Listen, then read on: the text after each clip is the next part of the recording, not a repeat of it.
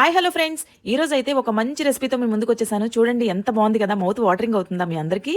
అలాగే ఉందండి. టేస్ట్ అయితే అదిరిపోయింది. ఇది ఏంటి అనుకుంటున్నారు మీరు? నేనైతే ఈరోజు పిజ్జా చేశానండి నా కోసం. నేను వెయిట్ లాస్‌లో ఉన్నాను. అందుకే నాకు పిజ్జా తినాలనిపించింది. అందుకే బయటికెళ్ళి కొనుక్కోవడం ఎందుకు, ఇంట్లోనే చేసుకుందాం, స్వయంగా మన చేతులతోనే చేసుకుందామని పిజ్జా అయితే చేసేసుకున్నాను, తినేసాను. అదేంటి వెయిట్ లాస్‌లో ఉన్నప్పుడు పిజ్జాలంటారు అనుకుంటున్నారా? అవునండి, వెయిట్ లాస్‌లో ఉంటే తినకూడదని ఎవరు చెప్పారు?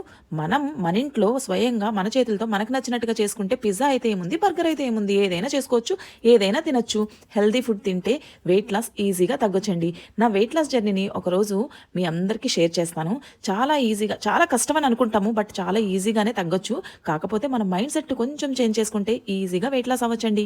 చూసారు కదా, లుక్ వైజ్ గానీ టేస్ట్ వైజ్ గానీ బయట పిజ్జాకి ఏ మాత్రం తీసిపోదండి. పిల్లలకు కూడా ఇలాగే చేసి పెట్టండి. బయటకు అసలు వెళ్దాము, పిజ్జా తిందాము, అది తిందాం, ఇది తిందామని అసలు అందరే అనరు.